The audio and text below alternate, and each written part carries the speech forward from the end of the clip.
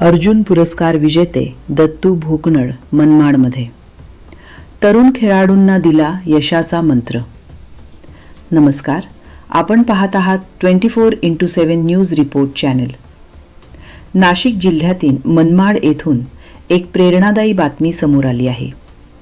आज दिनांक 16 मार्च 2026 रोजी सकाळी 11 वाजता दत्तू भोकनळ यांनी मनमाड आगाराला सदिच्छा भेट दिली.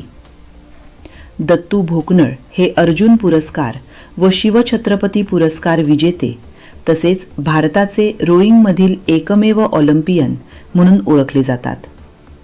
सध्या ते नाशिक जिल्हा क्रीडा विभागात क्लास 1 अधिकारी म्हणून कार्यरत आहेत.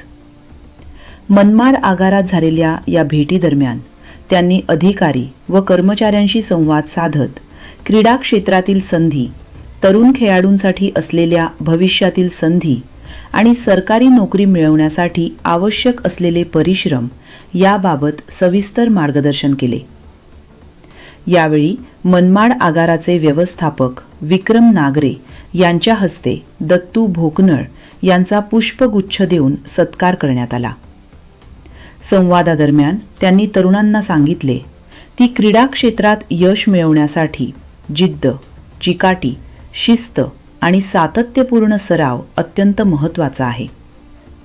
अत्यंत साधे आणि मातीशी जोडलेले व्यक्तिमत्व असलेल्या भोकनळ यांनी उपस्थितांशी मनमोकळा संवाद साधत खेळाडूंना मोठे स्वप्न पाहण्याचे आणि त्यासाठी कठोर मेहनत करण्याचे आवाहन केले. या कार्यक्रमाला कार्यशाळा अधीक्षक श्री वाटणे, वाहतूक निरीक्षक श्री कानडे, समाजसेवक श्री भागवत झालटे तसेच मनमाड आगारातील कर्मचारी हेमंत सोनवणे, दीपक सांगळे, रवी सांगळे, प्रभाकर कुवर, भगवान कुनगर, दत्तात्रय सूर्यवंशी आणि इतर कर्मचारी मोठ्या संख्येने उपस्थित होते. चांदवडहून विभागीय संपादक भागवत झालटे. 24x7 news report. बातमी आवडली असेल तर लाईक, शेअर आणि चॅनल सबस्क्राईब करायला विसरू नका.